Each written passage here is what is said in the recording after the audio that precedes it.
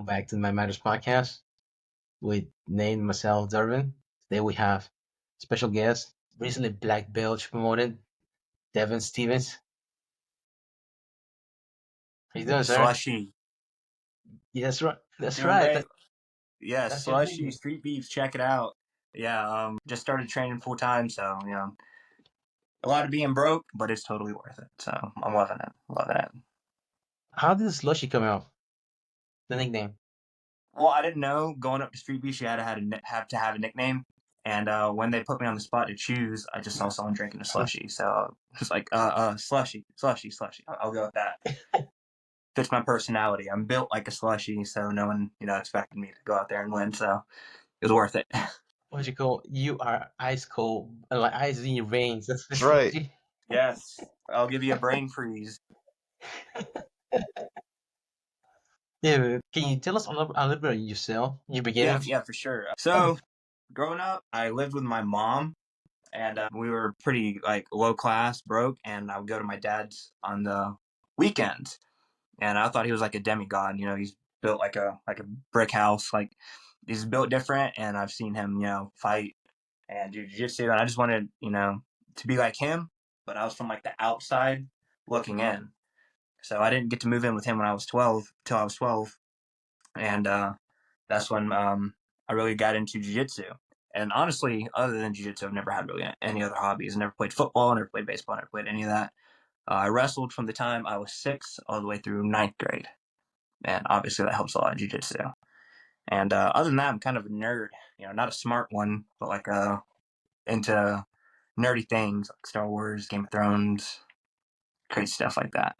Texas Hold'em, billiards, all of that. So yeah, not much of an athlete other than jiu-jitsu, but that's all I live for is jiu-jitsu. So love it. Just a bit about jiu-jitsu. You don't have to. You can be your own type of athletic, and you have your own game. Exactly. Absolutely. You don't have to, have 8-pack and just, be super athletic, have great cardio to go out there and be great at jiu-jitsu. I mean, look at Gordon Ryan. He's not like a super athlete. He's not fast. He's just nice and slow, steady pace, and he's the GOAT. Yes. Same thing with Is the there- Gracies. I mean, UFC 1, if you looked at all those guys, no one would have picked, Gracie to win that. Hoist Gracie. So, I mean, it definitely don't take being a D1 athlete to, be good at jiu-jitsu. No, that's true. That's cool. I mean, so I'm curious. Honestly, I don't know a whole lot about your dad's like fighting past. You said you watched him do jiu-jitsu, you watched him fight. Is he?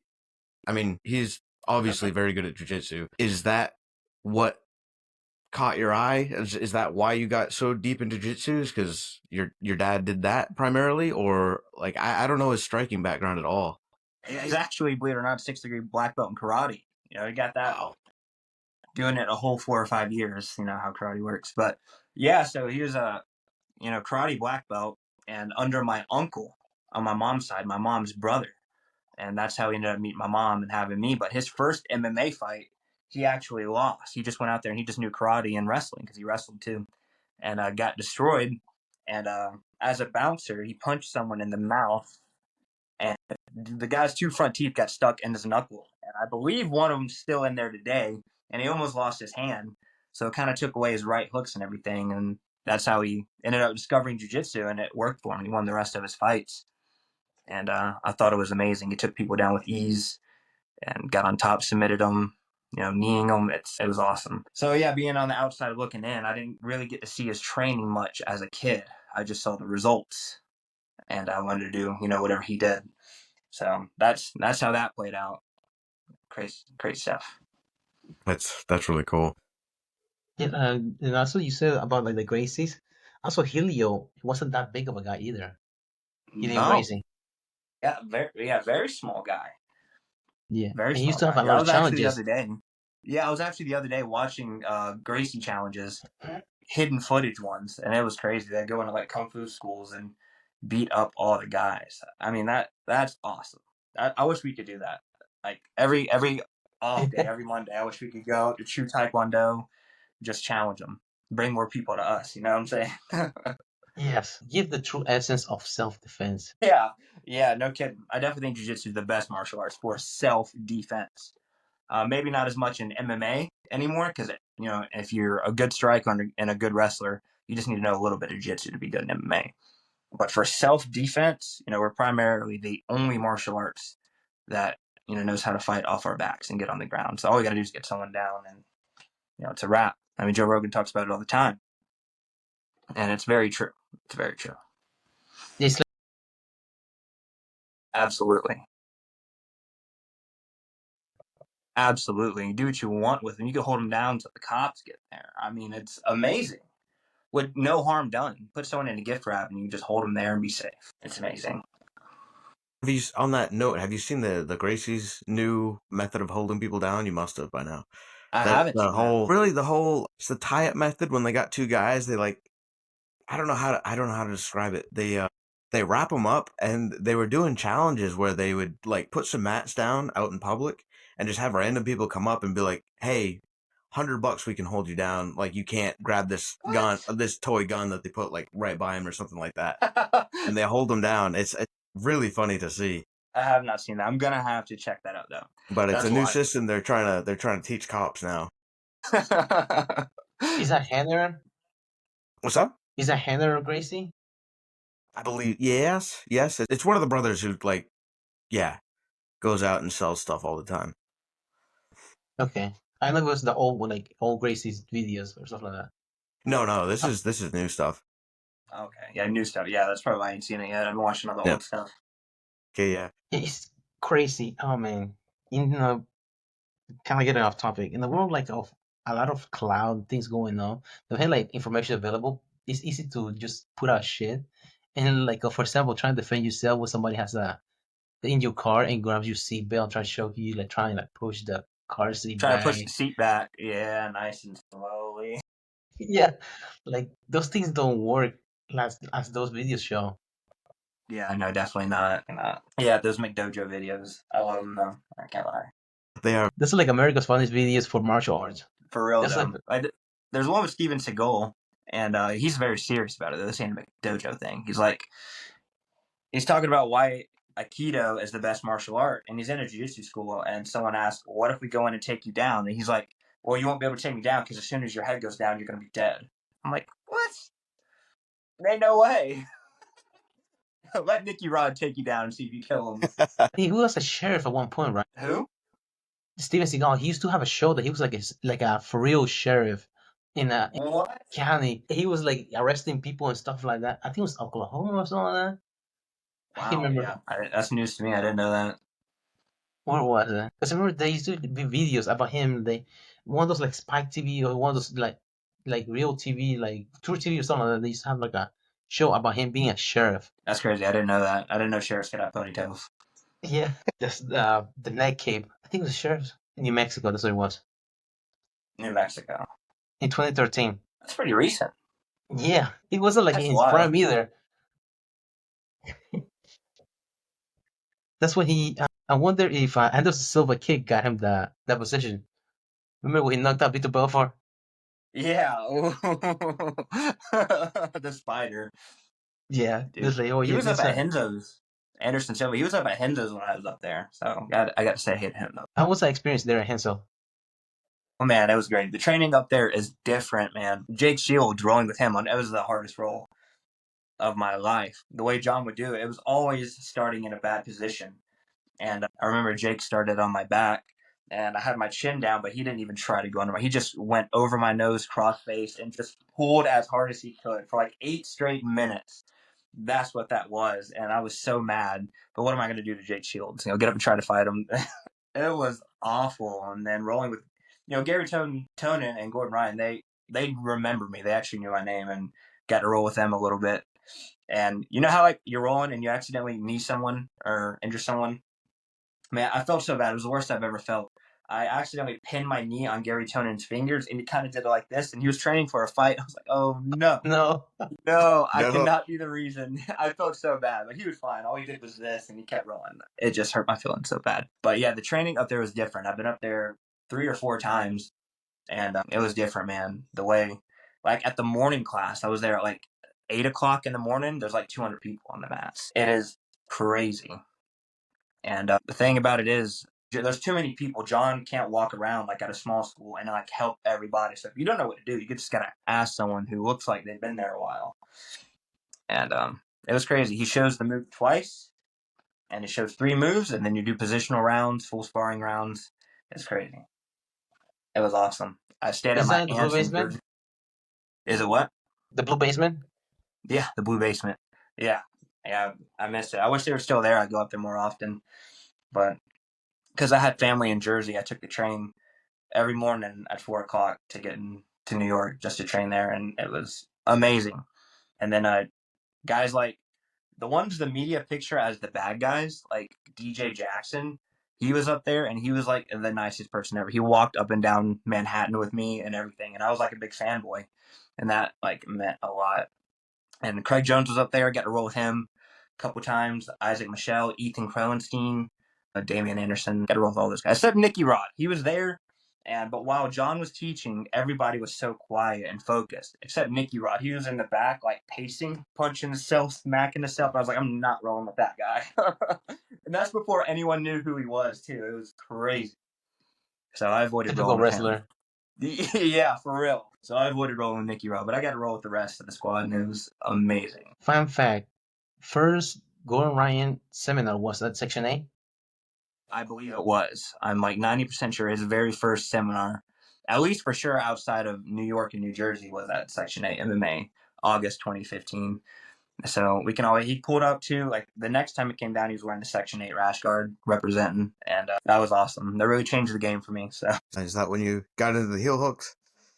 before that, actually, and that goes with some of the points we're going to go over.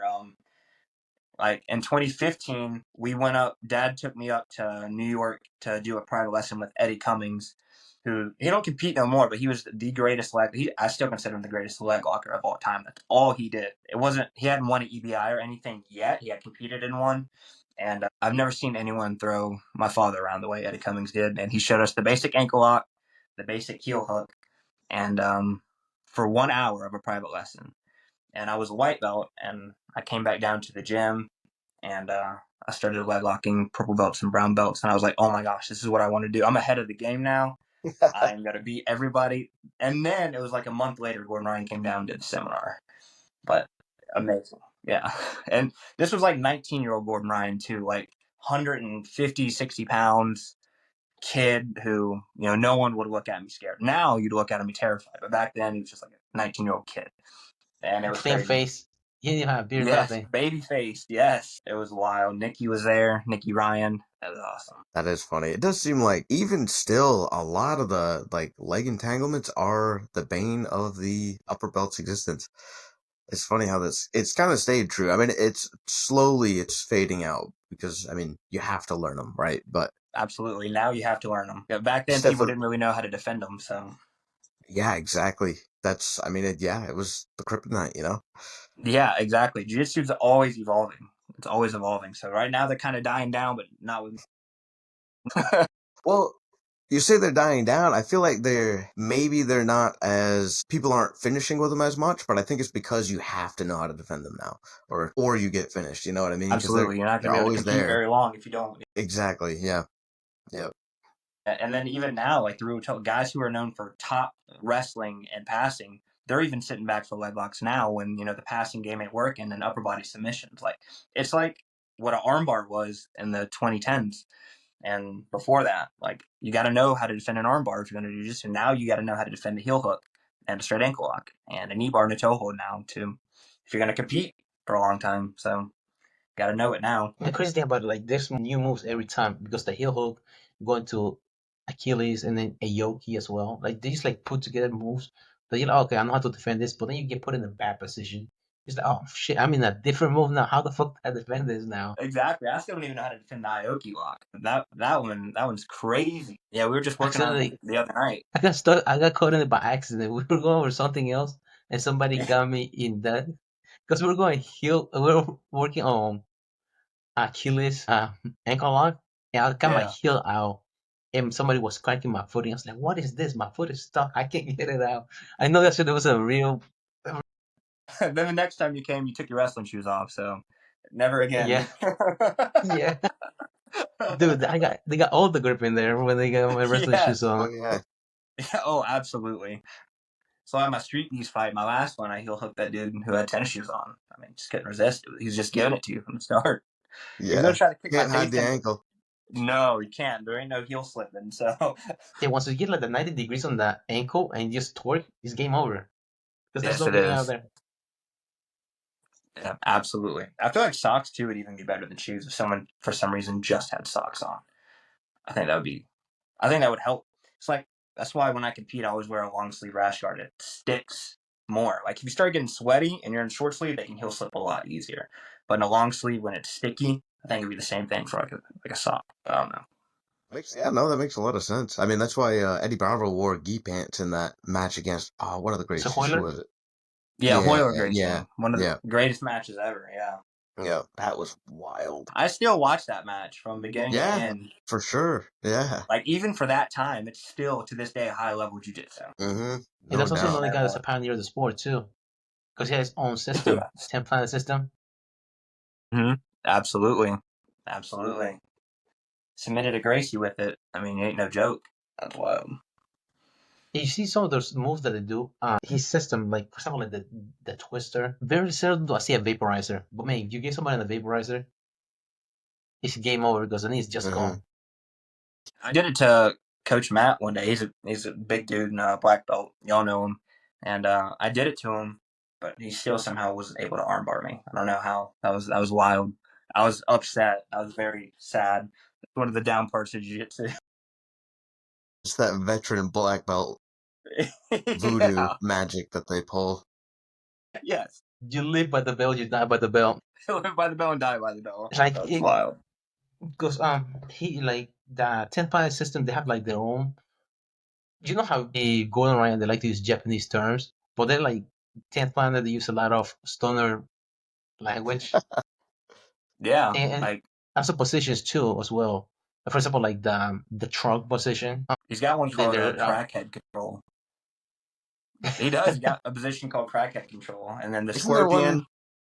like a zombie? Isn't there a zombie one? Yeah, Yeah, there is. Yes, there is. The first Zombie jiu-jitsu New book I York. ever read was Mastering the Twister. Yeah, Eddie Bravo's Okay. Mastering the Twister. I still have that book. That's crazy. Came out like '08. He still uses those moves. All those guys do. I love it. I actually fought a 10th Planet guy a couple weeks ago at TFA. I think it was the first time I fought a 10th Planet guy. And I studied him up, and he was a leg locker. So I was licking my chops. I was like, oh, yeah, it's going to be a leg lock battle. And when we went out there, he did not. He stood up and tried to pass my guard, and it was crazy. Like, he couldn't pass my guard, but I couldn't get underneath him either. It's not what I expected from a 10th Planet guy. It's what I would expect from, like Derving or, Matt Walker, just big, heavy pressure wrestling. Really threw me off. That was I don't know, error on my part of studying. That is interesting. Yeah, I wouldn't expect that at all. I've gone against maybe a couple, and honestly, it felt different when I went against him. One of them, he started doing something with my arm, and I could tell he was doing something, and he was like setting up a weird slicer from down like half guard. I don't know. I've had some, yeah, that was some weird stuff. Probably the ham sandwich. That's the new slicer going around It now. might have been, yeah, it might have been. I love that. Yeah, it's wild. It is funny to me that that's like, you got your Gracie schools, and like there's these different like I don't even know what you call them, like different studies of jiu-jitsu, and they're all mostly the same except 10th Planet. 10th Planet is like the outlier, you know what I mean? Exactly, dude. I'd love to go to a class at one of the schools one day. Honestly, yeah. Their warm-ups are pretty complicated. I don't know if they all do that like warm-up drill, but I mean, it's a cool idea. But I wonder if they so like they have measure like how an flexible. alphabet. They have an alphabet the warm up system for the. An I think like alphabet? yeah, I think it's Mm-hmm. B is like Hail Marys. So like like try to pass somebody's guard, you go straight into Kimura and like different moves. There's like different warm up. It's just they do like sequences instead of like warming up one move. They put a sequence of moves together as the warm ups. That's wild. Yeah, That's pretty there's a smart. whole flow that they have outlined for like each day that you come in. That's interesting. I like that. I feel like it would be really good. I mean, you learn the sequence of moves. Like that's some of the hardest parts of jiu-jitsu, honestly. Mm-hmm. It's just tying things together. But once you can do that, oof, it's hard to stop you. I mean, it's really what it is. It's just physical chess. That's all it is. Yep. Yep. You just got to be like 6 steps ahead of every move. Yeah, actually. Also takes away the uncertainty during your matches too, because you put sequences together, like this go this and that. If you go here, for example, Gordon, he likes to have systematic approach to a lot of things. That he explain things like, okay, if he does this right here, you do this. If he does this, he does that. But if you're not able like to practice that way, sequences just during warm up, then like during the scramble, you can go there to what you drill. Yeah. Yeah. That's why it's so crazy. I mean, seeing his like his breakdowns, like how in depth he can break things down. It's like, okay, I do this. He's got 2 things that he can do. It's like, oh my gosh, like Mm-hmm. that's to me that's mind blowing. You know, I Absolutely. Absolutely. Even as a black belt and I'm watching, I'm like, I never would have thought that there was a triangle from bottom turtle, but there is. It's crazy. It's wild. is that how you try to set up your like leg attacks? Is like in ways that you can like. I know he's gonna move here or here probably. Yeah, I I mean, try to find a way to get to the legs from every position, offensive and like defensive. Like Gamby rolling from turtle, it works almost every time. yeah, And I can see that. yeah, and like bottom mount, I used to all the time would let people mount me. It got to the point where coaches of my opponents would literally be like, don't mount, do not go to mount. Because I would throw my legs over their hips and be able to get to Ashy right there. And yeah, I try to be able to get to legs from everywhere, but bottom half guard, man, that's my jam. That's a really funny position, isn't it? It's one of those positions that people like to go like. I like being in top half guard. I love that. But then there's so many people like you who like the bottom half guard, and it's Yeah, that and that's the fun thing about jiu-jitsu. You get like stylistic matchups that are just so perfect. And like even to the average person who's not like ever seen, they would never understand. But like us jiu-jitsu nerds, even though it don't look like there's a lot going on in the match, there's a lot going on that you just don't see. mm-hmm.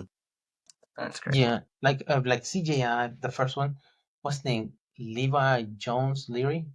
Levi Jones Leary, yeah, Yeah, whenever he was going against Brutalo, Cade the Ruto, bro, yeah, it's like, dude, there's a lot going on there. Even though like you're like, oh, he's just sitting down. Like, no, he can't pass his guard. You don't understand. He's trying to pass his guard, but he just can't pass his guard.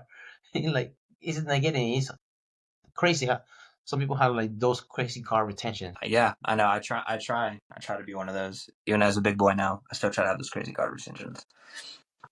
That's important. He actually, I think Ty, he fought Levi Jones Leary the day before, and I think he tore like a ligament in his knee trying to pass Levi's guard. Yeah, because they had like some sort of false read. That's right. Yeah. Yes, yeah, the false read. Yeah, Is he Gosh, that was unlike such guy? a good show.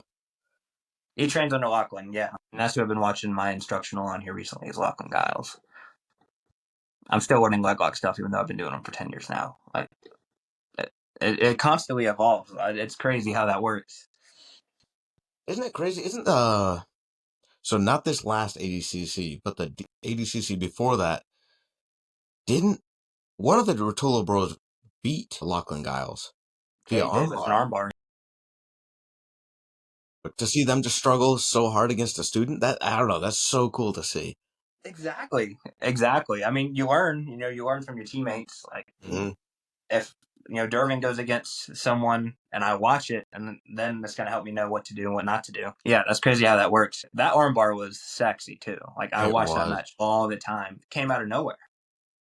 That was That's one of super the crazy. fastest I've seen. I feel like that was insane. Watch some old Hoffa Mendes gi matches. His arm bars are wild. He's Hey, old yeah, school, but I love him. Do you think like for example like Gauss is somebody that has a lot of matches, and when they go somebody that's new that don't have much like as far as like research on them, do you think it makes them like more susceptible to losing to the experienced guy because they have like every move that he has done, especially somebody like K. Rotolo that have been training since they were like walking. Or do you think it's the other way around?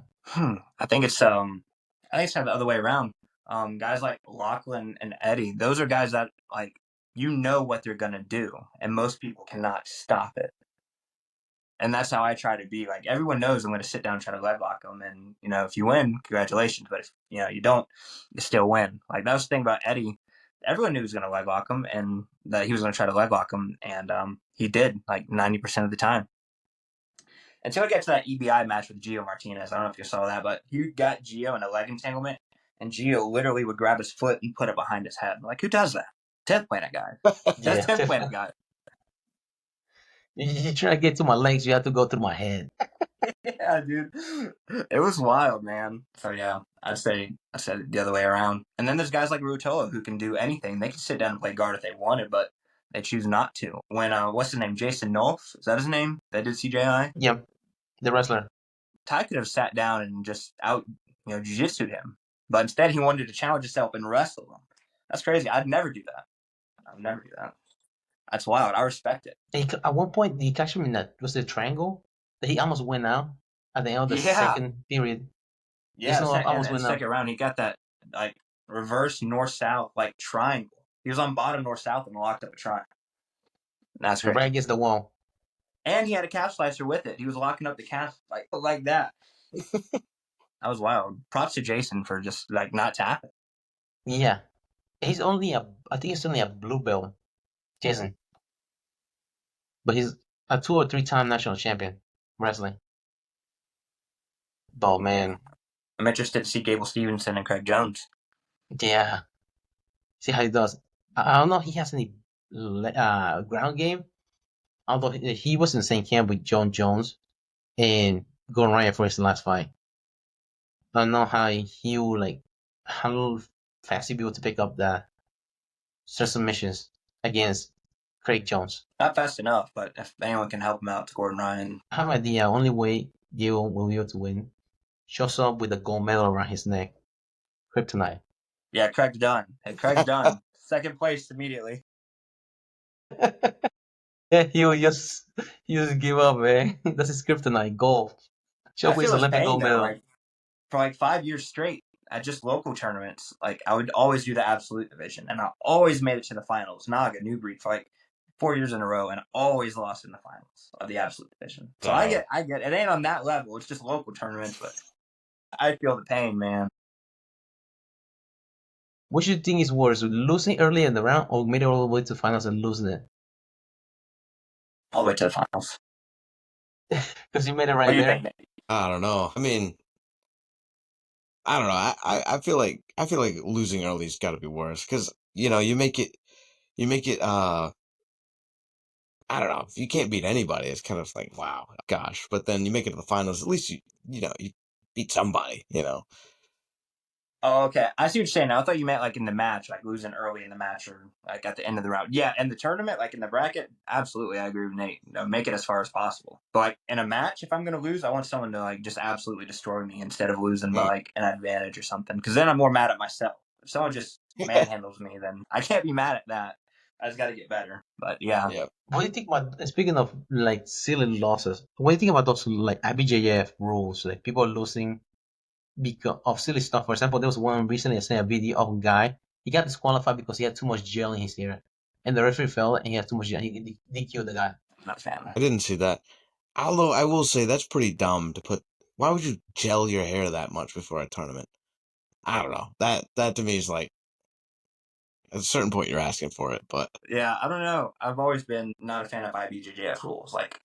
For years, 20 plus years, you couldn't even sweep the knee or heel hook at any belt level, and that's a big part of the sport, especially nowadays. But they changed it up to where only brown and black belts can do it. But up till masters, once you go to masters, you can't do it no more, and that's crazy. And then they don't pay nobody nothing.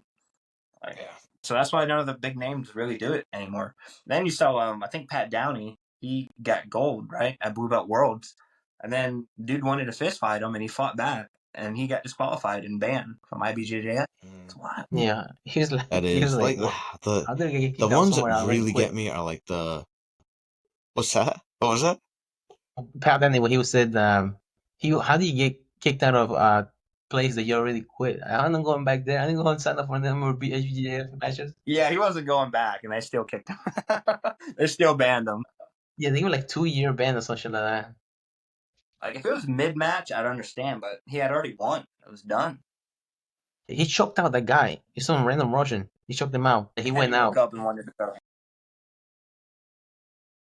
He lost a jiu-jitsu match, so he wanted to make a striking match. Yeah. Gotta It's change like styles. Khabib. Maybe I can win that one. Yeah. Yeah, exactly. It's like Khabib and Dylan Dennis, if y'all remember that. Yes. That was Just crazy. went That was flying. crazy.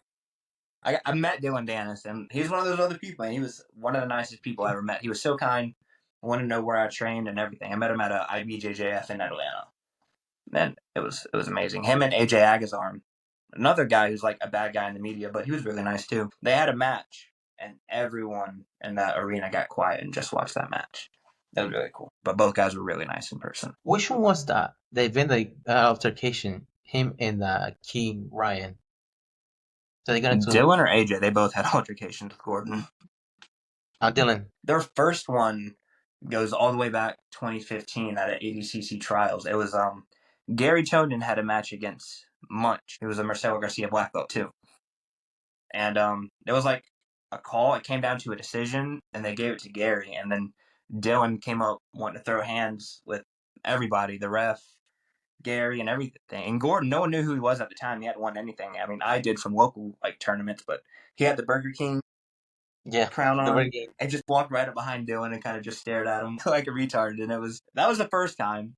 And then it just went on from there, back and forth, back and forth. But at the time, Gordon was at Renzo Gracie in New York City, and then Dylan and the Marcelo Garcia Dream Team were in New York City as well. So it was like a crosstown rivalry. So they were never going to get along. Ryan went full spectrum on that one. It's autism. Mm.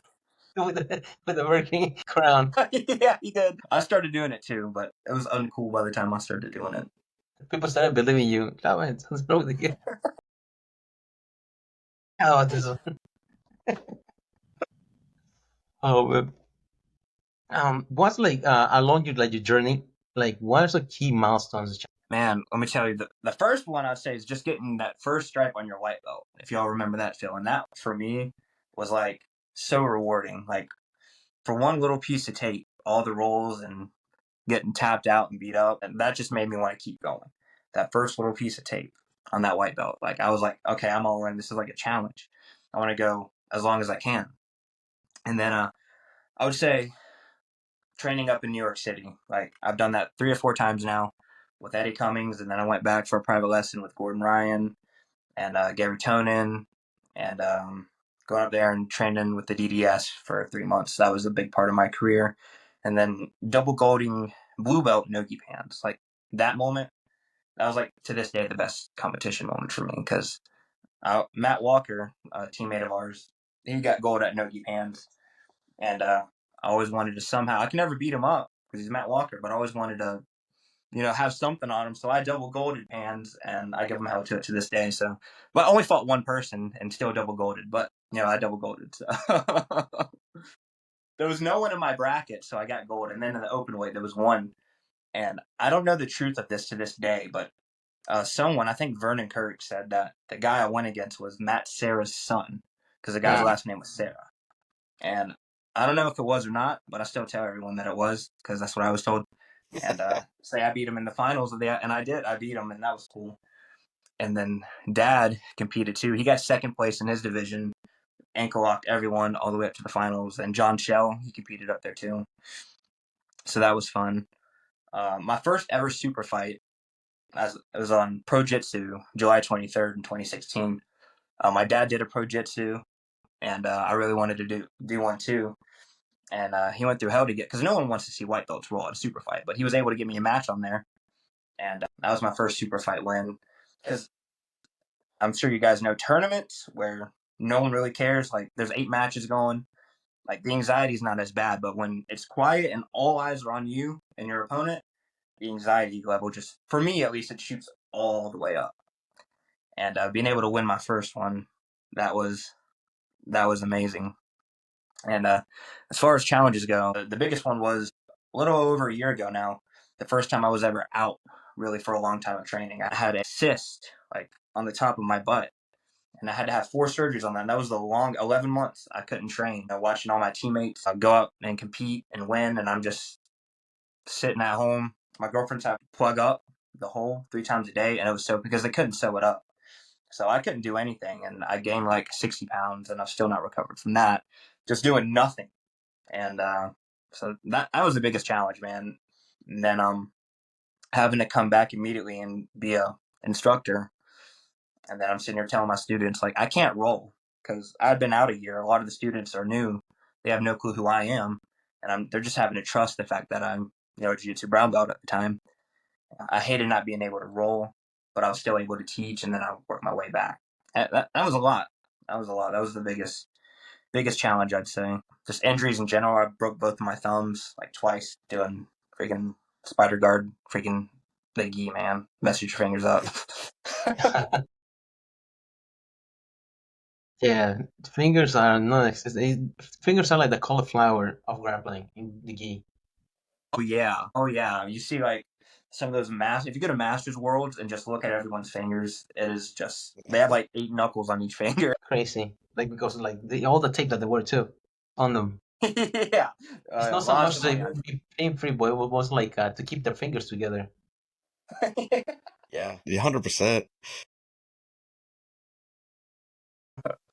Like, what lessons did you learn like at each belt level as you were coming up? Yeah, so I'd say the biggest lesson I learned, and I tell my students this now, is to always tap in the gym. Tap early. It's okay. Like lay your ego down and tap. Like even as a black belt, and I'm rolling with the white belt, and they're like trying to armbar me, I tap. I want to be able to do jiu-jitsu as long as I can. Right? Competing, coaching, all of it, and training safe is important. So I would definitely say as a white belt and a blue belt, early on you need to tap a lot. That's the biggest thing. And there's two different guys that walk in, like the ones who want to compete and be an athlete, and then the ones that are just there for self-defense. And it's totally different. And as far as the competition ones go, if you're going to compete, I'd say do it a lot early as a white belt and a blue belt. Know what it feels like to lose and to get absolutely destroyed, and know what it feels like to win. And I think it's very important to do that early on because, in my opinion, I think everyone's different. But for me, like the anxiety gets worse the higher belt rank you get. As a white belt and a blue belt, no one really cares if you win or lose. Once you start being teaching and helping out, I mean, you gotta step your game up a little bit. So I think competing a lot early on is very important. Do Then you once you think, get like, do you think that's the reason why there's more competitors in white belt and blue belts than in the higher belts? I think so. I think so. I think that's why. Because I think that's the best way to go about it. Just compete. There's no way. It's like teaching you how to swim when you're young. You just got to throw them into the pool. You just got to throw them. If you want to compete, not everyone wants to, and I mean that's okay. It depends on what you're in training for. But if you are going to compete, it's very, very important to throw yourself into the fire to just go ahead and compete. Because once you get up to purple belt, that's when you're in like with the big boys. I feel like as a competitor, as a purple belt, you're actually starting over because now you're like the rookie of the big leagues. You're going again in the expert division against brown and black belts. So if you don't know how to lose as a purple belt, then you're going to be maybe one and done, maybe compete twice and be done. So because purple belt was the toughest one for me when it came to competing. And then as a brown belt, I find it very important you got to learn what you've learned in jiu-jitsu. You got to learn how to teach because that's an art of itself. You could be the greatest competitor and be a terrible teacher. You could be a great teacher and have never competed. And so if you want to do both, like I feel like if you've made it, as you guys know, you've been training a while, it's hard to make it past blue belt. Like I've seen so many people get to blue belt and never come back. And if you've made it to brown belt, I think most of the time they're going to stick with it at least till they get their black belt because you're already almost there. And once you're a black belt, you're most likely going to be teaching. So I think it's important as a brown belt to learn how to teach. Teach little classes, smaller classes, give pointers out. So that way when you're a black belt and you're teaching, you're ready to instruct. Because that's an art of itself that I'm still working on. So trying to get better at teaching too. Well, you said like competing also like gives you game better, even though you don't want to be like a athlete itself in the sport. Much like going to competition class, for example, just like see what your game is at, or than just drilling. We say that help game like exponentially. Yeah, I mean that's the only way to know where your strengths are. Because I think everyone is built physically; they're built differently. Like if you're 135 pound and you're so flexible, you put your foot behind your head. I'm not going to teach you, to take someone down, pass their guard, and get like on top. I think it's better for you to play bottom and use your flexibility to your advantage. And then vice versa, if you're a 240-pound D1 high school champion wrestler, then that's totally different. You need to just stay with your strength as a wrestler and learn how to pass someone's guard and pin people, and get them out and use your strength to your advantage. So like, yeah, even ones who don't want to compete, you still want to know where your strengths are. So still absolutely roll, go to competition class. It's very important. I don't understand those gyms that don't let you roll for 6 months at all. They just teach you things and then go home. Another thing that you talk about was the teaching part. Also now that you once you become a competitor, like helping others and teaching others, or in wrestling, when I was in college, they had like a body system. So for example, in jiu-jitsu will be if you're a blue belt, pick somebody as a white belt and having your body and like teach each other move and things like that. Like, oh, how am I doing here and there? So like be like a mentor for somebody else in teaching, because by teaching you can learn more too. Just the small details. Absolutely. Bless you. Yeah, absolutely. Teaching, you still learn. You still absolutely learn, even as an instructor. Absolutely. Do you think so? I know you taught as a brown belt as well, but it seems like you're competing and teaching a lot more recently. Do you feel like your game is being boosted by the teaching that you're doing? Like significantly, have you noticed? Yeah, absolutely. Because I feel more of the pressure now because I want to show my students that what I teach them works. So yeah, absolutely, to answer your question, for sure. Um, and I think that's me personally as a teacher, I think it's more of a rewarding feeling to watch your students win with the way you taught them to versus myself. For me, like now when it's like when I win, I don't feel like I won. I'm just kind of like, whew, glad I didn't lose, on to the next one. But when one of my students win, kids or adults, I get so like, I'm like, yeah, I get so excited and emotional. For me, I'm just like, okay, glad I didn't lose, on to the next one. Yeah, absolutely. It's very rewarding, like for your students to win with the way you taught them to. That's another thing too. I believe as an instructor, it's still important to compete. A lot of instructors don't compete, and I think it's very important to lead from the front line. Like a king, I think people would respect a king more that was actually on the battlefield and in the front lines. So I would never tell my students, yeah, it's good for you to compete, and then me never compete. You know what I'm saying? I think it's very important to lead from the front line. I think that is pretty cool for like the students as well to, yeah, for sure. I mean, it's proof that the methods work, Mm-hmm. Yeah, no, that is really cool. Yeah, absolutely. Absolutely. It's amazing. But if you talk about like winning and losing, how they like competing in jiu-jitsu, like in losses that you had before, like how does it help you cope with personal struggles? With losing in jiu-jitsu, I think it's the most down you can be. If you get like, man, like for me, I used to get armbarred all the time, so I would work, letting people starting in the armbar, working my way out. And yeah, that's something John Donaher was very, very good about when I was up in New York. Everyone started in fully extended armbar or fully halfway locked in choke. And if you could work yourself out of that, you can about get yourself out of anything else. Yeah, absolutely. And I think too, it's important to not take losing in jiu-jitsu so personal to where you like want to stop. I mean, I probably lose that as much as I win, and it motivates me. I learn a lot from it. So it's an old saying, but you either win or you learn, and it's very true. I think it's very true. And that's why too at our gym I've been doing a lot more tournaments styles inside the gym where everyone in the gym's watching. So for the new competitors, like win or lose, they know the feeling. It's not something completely new to them because I mean, as a first time competitor, if you lose, you just think you suck, and the same for you. You want to move on, and I don't want anyone to be like that, especially if like I'm teaching them. Yeah, that's definitely can be one of the more challenging things to overcome. It seems like it's just at least to me, the mental adversity I mean, yeah, it's a lot to deal with. It can be anyway. Absolutely, absolutely. Like the only person you're competing with really is yourself. Like I would love to roll with myself from a year ago, 2 years ago, see how much better I've done. Like, even Gordon Ryan says that he's saying he's not trying to be the best in the world because that's just boring. Like being better than the second guy is just boring. He's trying to be better than he was, the year before, and that's just deep. That's crazy. And also like when Nate was talking about like losing part, it's like nobody teaches you how to lose either. Everybody's trying to win and win like And how do you deal with loss too? It's something different. It's a part of the game too. Yeah, man. I mean, the way coach, my dad always taught me to lose is with your head up.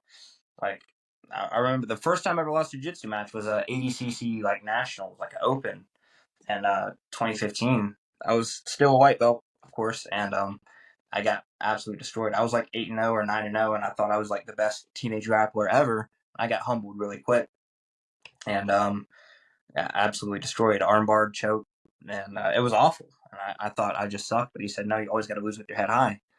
Like, feel like you won because you're going to get better next time. Same thing with my amateur MMA fight. Like, he went in there, he knew that I lost because it went to decision, but he said to keep your head up and raise your hands, like you won. I mean, as a black belt now, that's some of the best advice ever. Like, keep your head high. You can always learn from it. Come right back and get better.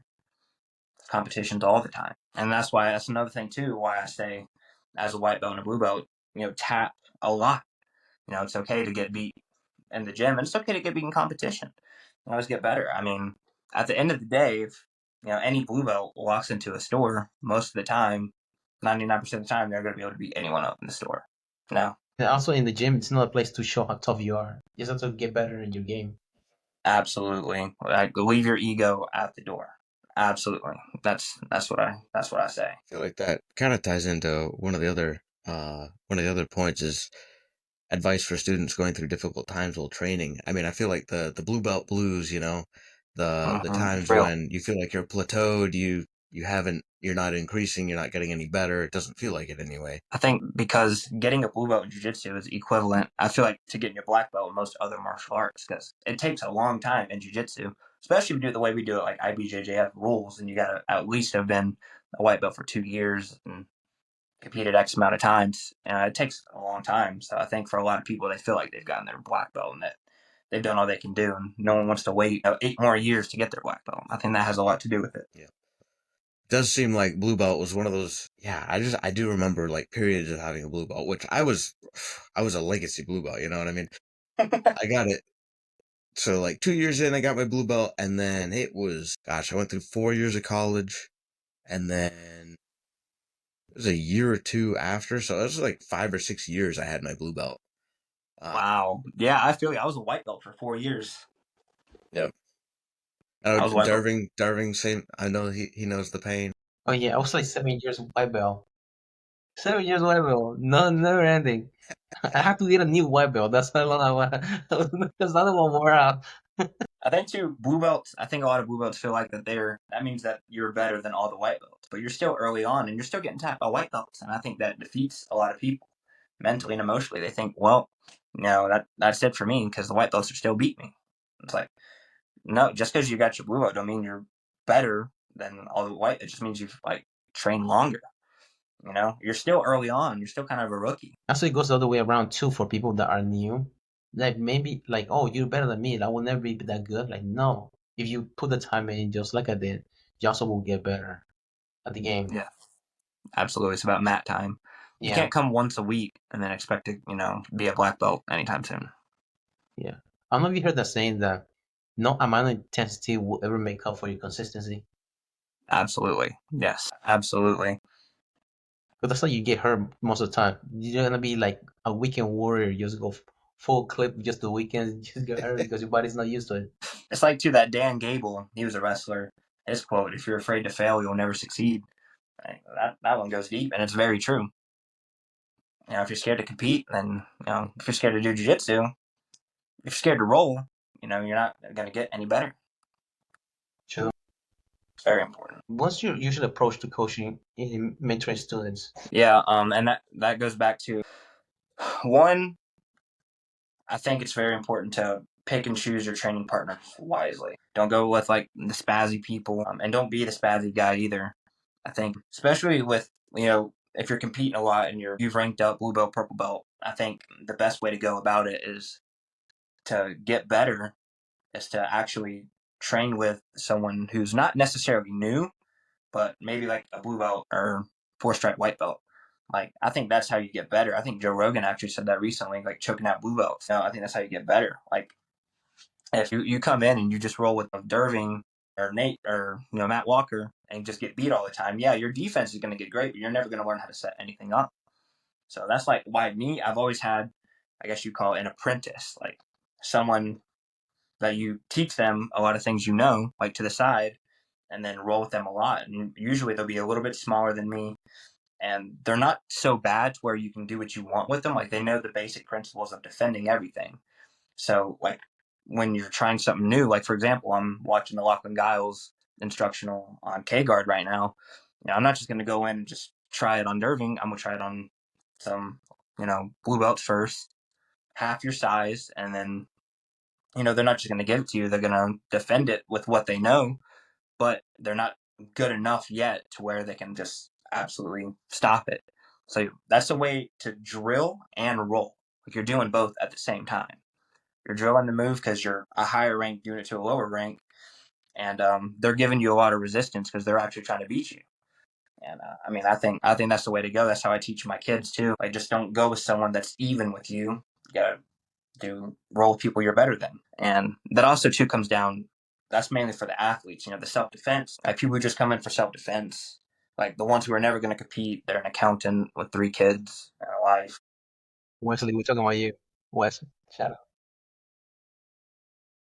And I think same thing a little bit. Like roll, you need to roll, but you need to work a different like type. Like instead of learning how to do De La Hiva or something like that, you need to learn how to take someone down and get on top, and then get someone out from under you. So there's 2 different types of people that come into the gym, or what they're looking for. So yeah, and then the main thing too, ego. You gotta leave that at the door when you come in the gym. Like be okay with getting beat. I mean, I am. I'll start in a bad position with a blue belt, and they'll finish it a lot of the times, and that's okay. I mean, that's how you get better. A lot of instructors I feel like are very scared of getting exposed. Like a blue belt just beat my instructor. He's not a good instructor, and that's just not true at all. You roll so much with someone, they're going to know your game, and they're going to catch you every now and again, and that's okay. So I mean, that's the way I look at it. Also, too, like your size and your background. Like if you're a bigger guy, you need to work on getting on top, passing someone's guard, and using your pressure as your advantage. If you're a small guy, flexible, I'm not necessarily going to teach you. I think everyone needs to know like the basics, the basic takedown. But if you're going to compete, I think it's better to be on your back and then sweep to get to top. Use your flexibility to your advantage. If you got old man strength, using your strength to your advantage. Grabbing someone's gi and never letting go. I hate that. I hate that so much. I hate It's that. brutal to get away from. Oh my god, just let me go. Yeah, 2 minutes of the roll is just trying to break that first grip. And then they get a second grip, and then Yeah, for real. Like, being on your back also gives you more limbs to defend yourself. Absolutely, and got to get past the feet and the knees, the hands. You got to get past it all. I agree. I think that's one of the things that blows people's mind the most coming in, like from the street to jiu-jitsu, is like, at least for me, like when I walked in, my first teacher, Mike's dad, I could not pass his guard. It was so crazy. It was like his feet are hands. Like, how do I get past this? I only have 2 hands and he's got 4 limbs. He's attacking me. Like, I don't know. That to me was so mind blowing. Yeah. You think it's easy just to throw someone's feet by and get on top? It is not at all. They're everywhere. When you say the concept that you talk about, like rolling at your offense with lower belts and defense with higher belts, but like when it comes to like new moves, for example, like K-guard with line like us, without it kind of like the same concept when it comes to like lifting weights. When you learn how to do a snatch with a kettlebell, you don't pick that 100-pound kettlebell and swing it right at your head and knock yourself out. You should start more weight and just going through the movement. It's a full range of motion, and then eventually be able to get more reps and then heavier resistance with the higher belts, so you can practice those moves. Yeah, makes sense. I don't know much about lifting weights, but that makes sense. I eat pizza rolls to get my strength.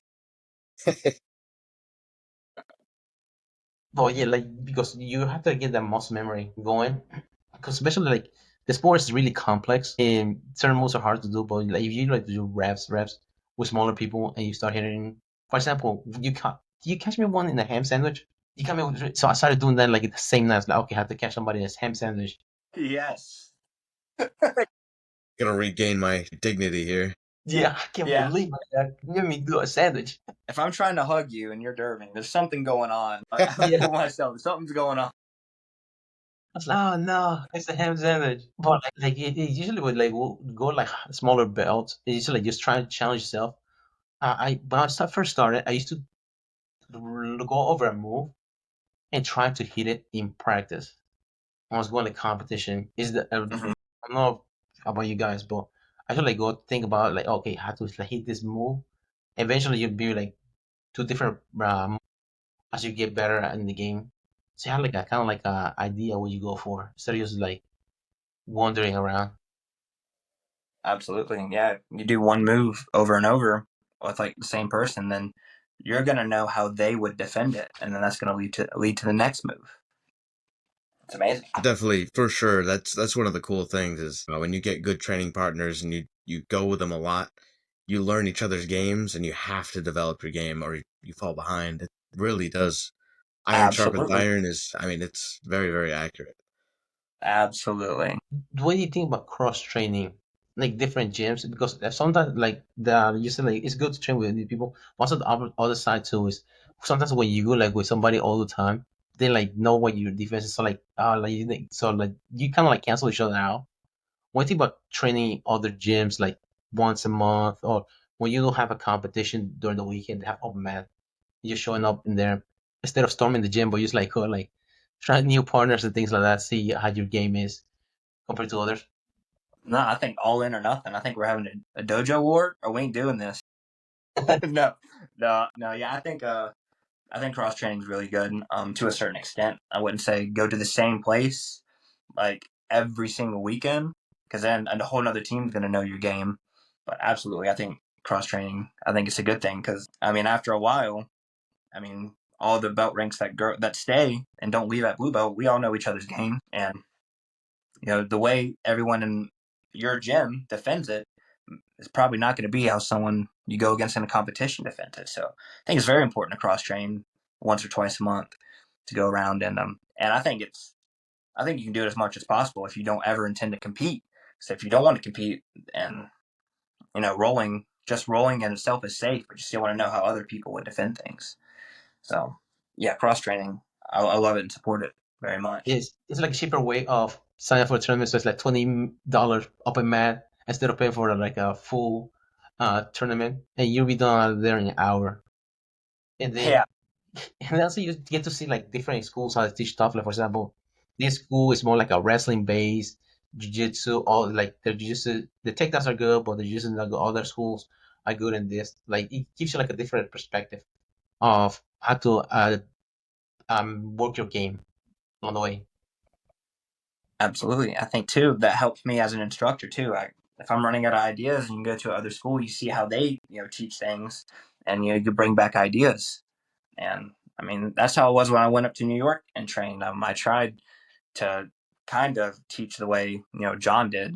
Obviously, there's only one John, and you can never be two John Donahers. But I liked everything he did, and I tried to bring it back. So yeah, I think especially for an instructor, it's important to cross train too. I mean, really, jiu-jitsu, I think we're all one big family. Like, you go to tournaments, you know everybody almost if you've been doing it long enough, so absolutely. Very important to cross train. I don't do it as much as I used to because now I'm teaching a lot more, like 5 or 6 days a week. So I don't get all the free time, but if I get like a Saturday off, I think cross training is important. Cool thing about like also like tournaments, you get to see like people that are competing. This guy's coming up. You have to like he's going against who? Okay, let's go watch this match. Yeah, exactly. Absolutely. What like how did you should change your life outside the mats? Man, I think the main thing is just like confidence, like in life. Like I'd say by the time I got my blue belt, I was the most confident person in like high school.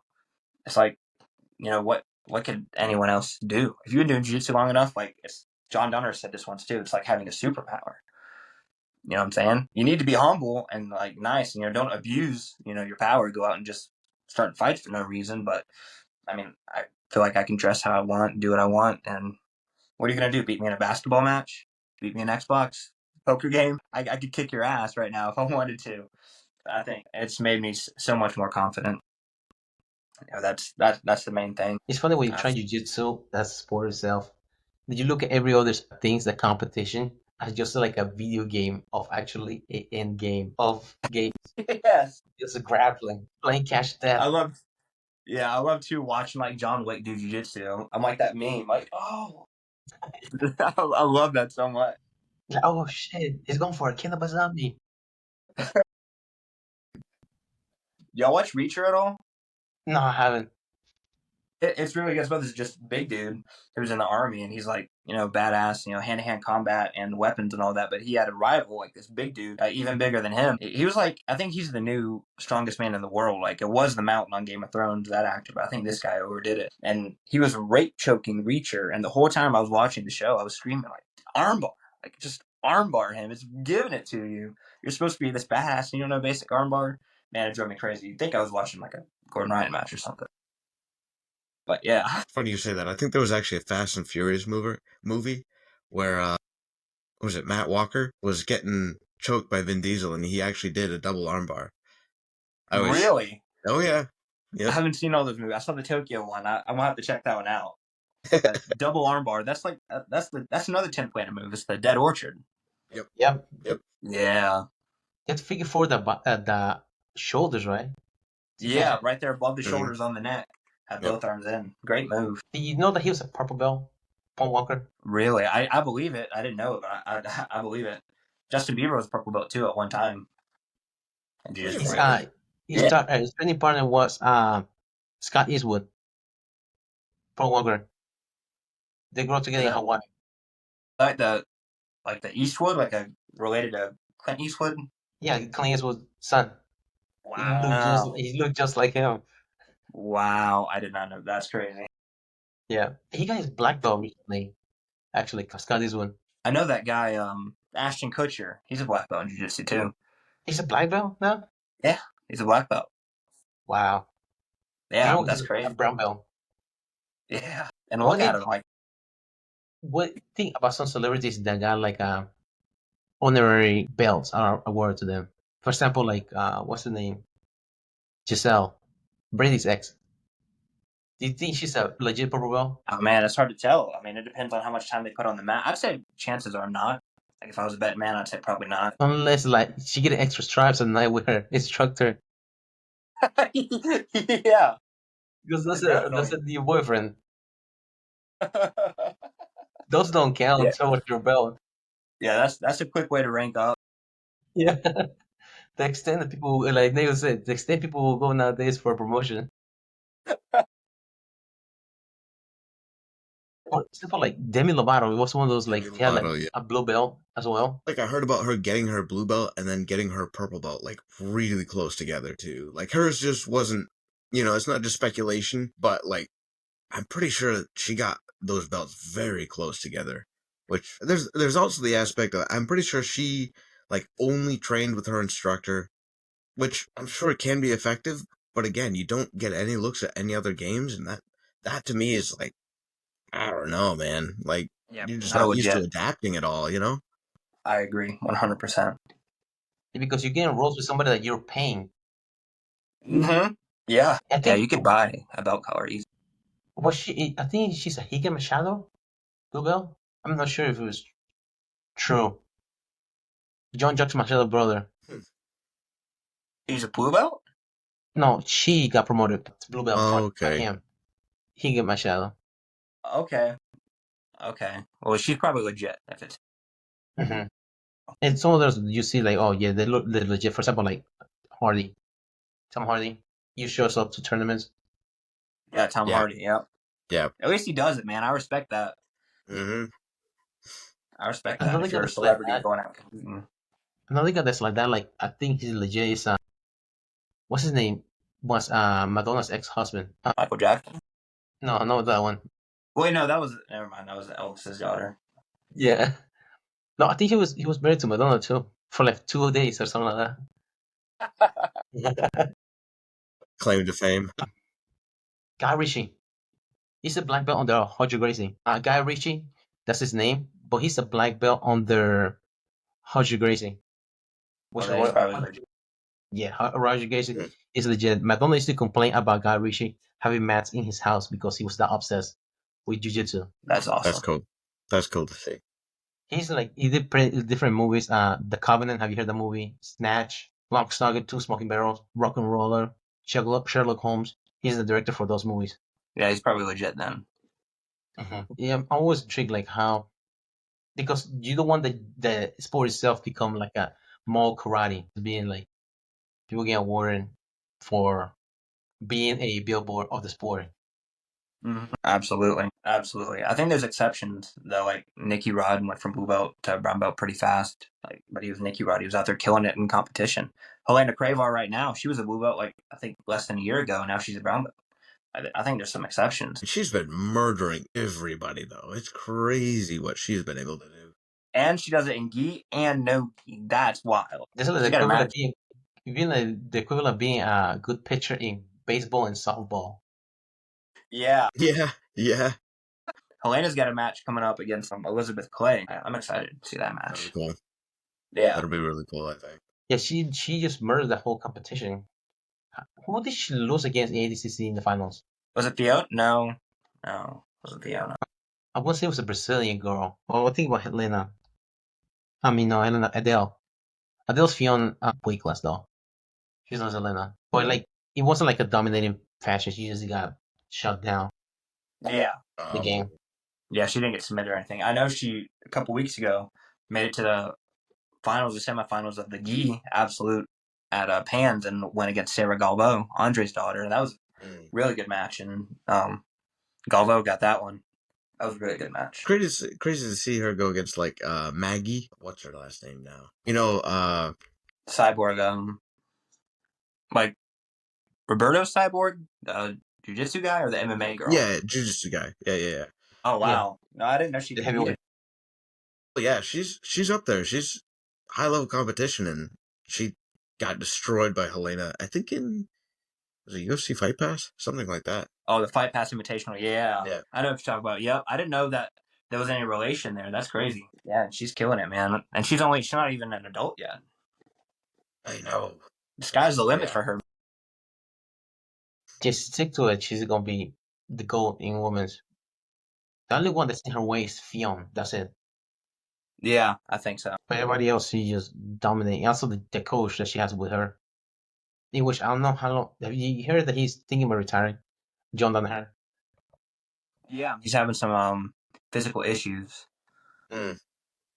That's too bad. What do you see? Yeah, he had to have another hip replacement, I believe. Yeah. What do you see him going next if he's no coaching? I think I've been speculating Gordon because he ain't competed in a hot minute, but he's always training. Like he posts videos all the time of him training, and from the Instructionals, I say Gordon Ryan's an exceptional instructor as he is competitor. So it wouldn't surprise me if Gordon stepped down from competing to take John's place. If he does, hope he don't retire. But if he does, he would talk in the recent podcast with Joe Rogan, the Fight Companion, that he'd be working on opening a gym on Northeast Austin for 2 years. Yeah, called New Wave HQ. So I wonder if that's the game plan for him. Yeah, I think so. I wish he would. If he's retired, I wish he'd announce it. Yeah, true. He did have I can't remember, it was a podcast a while back where he talked about how he thought, like Gordon said I thought he said something like he would retire when Danaher did. Like he didn't want to compete without Danaher as a coach. I thought there was a podcast when he said that. Yeah, I forgot about that, and I believe that. I mean, it's kind of understandable. You learn to work with a guy that closely for that long. Yeah, I mean, absolutely. That would make sense. Like Khabib and his dad. Yep. Yeah, exactly. He goes beyond the sport at the point. Right, exactly. Yeah. Because I mean, they moved to Puerto Rico together. Yeah. Yes. Saw how that. Yeah. I think there is one thing that would keep Gordon from competing though, and this is just my opinion as a fan. Ian Dorte, he now has 4 ADCCs, and Gordon has the most with 7, but Kyan's knocking on the doorstep. He's like closing the gap. So I think that might, if anything, keeps him from retiring. I think that would do it. That's a pretty prestigious claim right there. The most ADCC. He he beat, who did he beat that was like Chris, because I beat like Craig Jones. No, he beat Nicky Rock early on too, right? Yeah, he's 2-0 ADCC. against Nicky Rod, and they have a match next weekend. Mm, what? Yeah, and I mean, I'm betting on Kyan. Same thing. I mean, I told everyone Victor Hugo was going to beat Nicky Rod, but don't believe. I mean, there's just some people that have your number. Victor was already 4-0 against him. Yeah. Maybe if it was in the pit, it would be different. But it's just Matt's now, so Yeah. I think Kyan's got him. Yeah, they fought in the finals of ADCC 2019, and then a week later they fought at Fight to Win, and Kyan actually heel hooked him. Yes, because they were like within a month of each other, right? Those two. Yeah. Yeah. Now Nicky Rod was like a blue belt back then. Speaking of Danaher, what do you think about Danaher's promotion? When he promotes you, he gives you knives. How cool is that? I don't understand it. I think it's cool. I don't understand it though. I think it's different. Absolutely. Yeah. Oh, does Nicky Rod has a black belt? Oh, he's a brown belt. He's a black belt now. Yeah, because I think it was when he got his black belt, he posted a picture with a freaking Magnum. Yeah, he got a revolver. Yeah, that didn't click with me until you just said that. I didn't know what they were doing, but yeah, I got it now. Bring a knife to a gunfight. I was like, wow. Yeah, they did that. Yeah, that was pretty good. Oh my gosh. B Team's Right. hilarious. I love their Yeah. trolling. Their trolling is amazing. Absolutely. It's brought a lot of eyes to the sport too. For sure. Yeah, no doubt. It's really marketable. Absolutely. But you guys can keep talking. Hold on, I gotta take a piss. What are some matchups you want to see? Some matchups?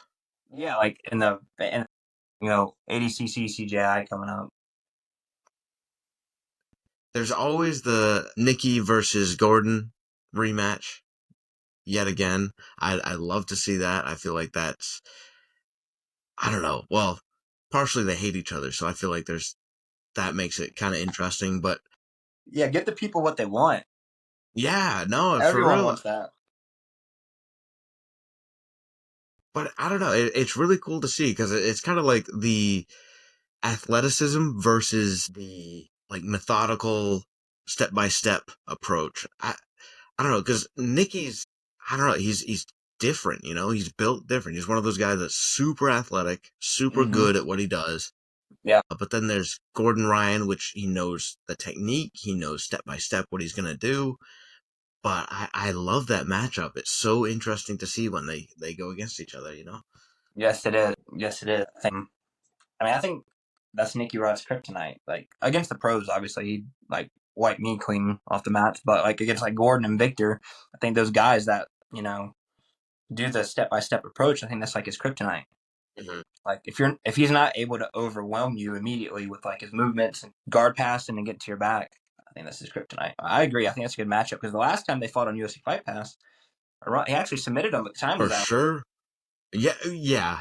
I mean, I totally give that to Gordon. I wouldn't want to get my jaw crushed any more than that had to anyway, but you know what I mean? Like, all right, we're done. Like, let go. What was the injury that Gordon had there? Nicky Rod broke his foot with the 50-50 toe hold. That's right. Yep, broke his foot and then crushed his jaw when the time expired. That's how you know the hatred's real. I don't care what anyone. Nicky Rod knew the time was up and he kept squeezing. For sure. Yeah, no doubt there. It's crazy that Gordon is only 29. Really, really brings it home every time I think about, like, dang, he's only like a couple years older than I am, and he's done that much. That's crazy. Yes, it is. And then there's like Helena, who's only 17. Yeah. And the Ruotola brothers, they've done so much too, and they're like 20. Yeah. Yep. It is really cool to see the new generations. I mean, what do you think about it? The new people coming up who have done it since they were kids. I mean, it's so interesting, right? I mean, absolutely. I think the ones that are up and coming right now are from gyms that, and I have this written down, the understanding the times. Like they're adapting to like what's new. Like there's a lot of gyms too that are still traditional, like no leg locks till purple belt or brown belt. That's just not the reality anymore. You got to train them early, and now you got like Aoki locks and buggy chokes and all kinds of stuff. You got to train to maybe not everyone can do them, but at least defend them. For sure. So I mean, yeah, the new generation of jiu-jitsu, It's awesome, and it's grown the sport so much. I love it and I hate it. I love it for the world. It's better for the world, but as my own personal, reasons of competing, I hate it because you never know what they could throw at you nowadays. Absolutely true. Yeah. And It's hard to keep ADCC, up. like the trials back then was only like 3 or 4 matches, and now ADC's trials is like 256 people, and all the brackets are full. You got to be different to win that now. Mm-hmm. Yeah, you got Tackett. Have you seen Jet Thompson? I have not. He's not like super well known, but he's definitely. I feel like he has the potential to get there. I only heard about him because I went to a AGF tournament, Mm-hmm. and actually Mike was helping with the awards, and I was working something else, so we were helping work the tournament. But they were talking to this kid, and they're like, "Yeah, man, why don't you like come help with the tournament? They'll let you in for free, all this stuff." He's like, "Oh, I'm already sponsored." So AGF sponsors this kid. He competes for free, but like back then he was like 14, something like that. But he was competing in the adult divisions and dominating. And now he's 16, maybe 17, and just absolutely killing it. It's crazy to see. I mean, he reminds me of Helena. Not quite at that level, not quite out there that much, but doing extremely well, yeah. Absolutely. Just gotta hope he sticks with it. For sure, yeah. It's also something with confidence too, like competing at that level. Like some kids are learning geometry. He's learning how the angle for a triangle choke to get better. The angle that breaks the knee. Yeah, fulcrum point. It's crazy. It's like you were saying, like knowledge is power. As far as like some people that refuse to do certain techniques. That's like, for example, like the UFC was like the way, like as far as like knowledge of all the different techniques that are possible. Before that, people used to like, yeah, if I like put my finger right here, you're knocked out, or point your head down, you're dead. But now, like the information is readily available for everybody, and Mm-hmm. you have to teach everybody everything. Otherwise, they feel like they are not getting to the full potential, and that might be the reason why Nicky Ross not be able to beat those guys because they know those positions he wants to put him in. Yeah, exactly. Though, like you said, the information's out there now. Easy access. I remember we said that in the area of information, ignorance is a choice. Mm-hmm. Amen to that. Because how many instructionals can you get? The information is out there. Yeah, I have a few of them myself. I'm like Do you watching think? 2 different ones right now. Do you think it's more difficult to get on the mat and do the like competitions, things like that, or sitting down for an hour watching instructional? Watching an instructional. It's so hard to keep that. It's like being in school again. It's for something you enjoy, so you can do it. Yeah. But I mean, it's way more fun to go out and practice it. But like for me, I'm in the gym from like 12 to 3 every day watching, instructionals and film. I think too, watching matches, I think watching like professional jiu-jitsu players go at it is even more important than watching the instructionals because they're Yeah. proving at that point that it works. So, I mean, I watch Gordon Ryan tape all the time. The proof is in the pudding of all the techniques that they will go through. Yeah, it is. And those sequences, like, it's like not so much the end game or like the end move, also like the sequences themselves. They're just like he like breaks you. For example, like I was watching the match Marcelo Garcia when he was side control. He was able to get north south with the over under. Like, oh, like never thought about doing that. Mm-hmm. When I go from side control, go straight to north south, doing it that way over under. Yeah. Yeah, he actually just had a match with Mazuku Imanari, one Yeah, FC. that's what I was talking about. Yeah, he That goes in match. with like a reverse head and arm, and I played with that for a while. It worked. And how strong is that freaking north south? Do you see what he did to Kendall? Mm-mm. In north south, she had to get stitches on her lip because Oh she my god. bit through her lip. I did see that. Yeah. Nate, you're the north south choke guy. That's your game right there. Hey, man, it takes the legs out of the equation usually, unless they're super flexible. Yeah, no, it usually takes the legs out of the equation. Actually, with one of my kid students right now, Hartley, she's 12 years old, and she has privates with me all the time. And we've been working the north south choke. And when we do matches, like for kids class, I'll tell her, all right, you can only hit a north-south choke. That's the only thing I'm going to let you do. She's been hitting them like crazy. That's awesome. Yeah, she's built for it. I I think that's thought very important too. it seems like one of those things that it's very effective, but not many people look for it or know you're going to go for it. And so they don't know how to defend it. So you just sink it in and it's great. I love that. Yeah, there's no like taught defense to it. Just kind of, that's one Right. you got to figure out on your It's own. like, don't get there, basically. Exactly. Have you tried to do a band flu show for side control, but without the guillotine grip that somebody has on you? Yeah, it's like basically the shoulder of justice in side control, but like on the throat. Mm-hmm. Yeah, very effective. Even if you don't like it submission, it opens up a lot. They don't want to be there. Yeah. Not a bad position for them. And sometimes you get lucky, they just give you the bag. Yeah, exactly. I take that every time. Yeah. Why we go into men where you can just go to the bag? What are your thoughts like on the jiu-jitsu evolving as far as like the jiu-jitsu culture? I mean, like I said, I think it's good for the world. I mean, I don't like it for myself. It's growing so much, it makes it harder to win the bigger tournaments because every big tournament's stacked now. And you also know what you never know what moves are going to be thrown at you now. But yeah, for the world and for the growth and to get eyes on the sport, very important. Absolutely. Like CJI, that's just something totally different. And it's crazy. I can't wait for CGI too. I think that's a good idea. I want to one day get a pit in the gym. I think that would be awesome. But yeah. A pit in the cage. Yeah, a pit in the cage. Yeah. That's different. We might have to try that one day. Like half of the cage is just the cage, and the other half is pit.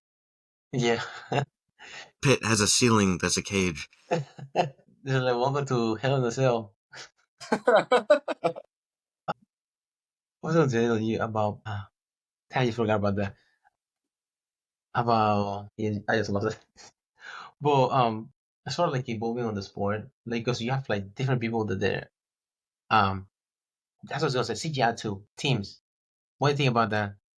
The format. Yeah, quintet style. I think it's interesting because you could get like a 66 kilo guy going against a 88 kilo guy, and that's a really, like we talked about earlier, like two different styles going at it. Most of the time, though, little guys will be playing bottom, and their guard. Like when Lachlan at ADCC 2019 submitted 399 plus kilo guys, Kyan, Muhammad Ali, and Patrick Gaudio. Like, well, I think we want to see more of that. That just proves jiu-jitsu works. You know, being a little guy submitting big people. I love it. I can't wait for it. That's what Gordon Ryan was doing it. That's why he became the Giant Slayer. Not like Yes, the Giant Slayer. Also, I'm going to tell you about as far as like in jiu-jitsu. Have you noticed like more people involved in jiu-jitsu after like 2020? Because like before like 2015, there's people going comment stuff like. But it seems like after that time, it's a lot of people started doing jiu-jitsu. Like that you don't even think about that they will be doing the sport itself. Yeah, I mean, during the lockdown, there wasn't many sports available, but I think jiu-jitsu is kind of like a cult. I think people were breaking the rules and still training anyway, and it got people wanting to be active. And I mean, I think that helped it a lot. And they were still doing jiu-jitsu competitions were still open during COVID too. Also, UFC was still going on. That's what Abu Dhabi started, right?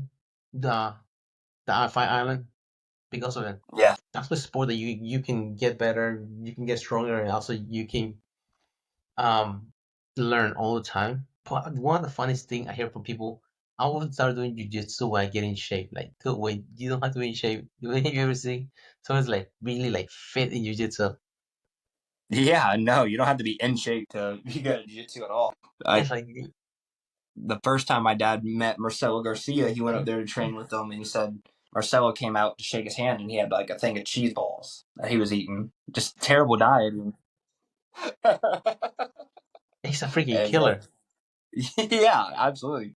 I think he was the GOAT before Gordon Ryan. Yeah, he's like amazing. He's one guy that usually doesn't get seen like as that over the radar. Is Hojo Gracie. Yeah, the GOAT. I mean, legend.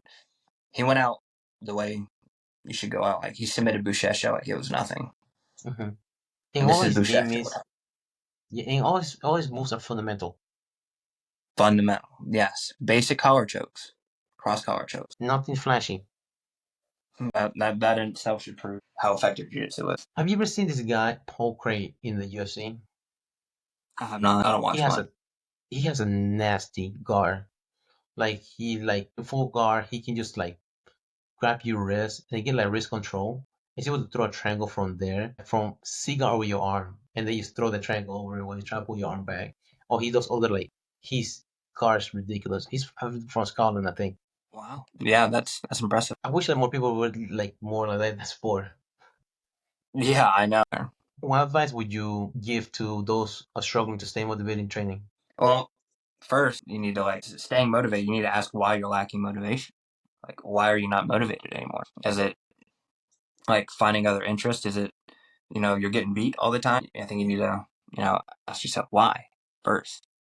And I say, I mean, everyone's situation is different, but if you don't have a reason to stop, like, don't.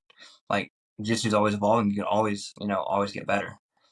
I think like jiu-jitsu is like the best therapy in the world if you do jiu-jitsu. Like, you're having a bad day at work, a bad day in your home life, you come in, you could illegally choke people and arm lock people. Yeah, and it's amazing. So I think I'd just say do more jiu-jitsu.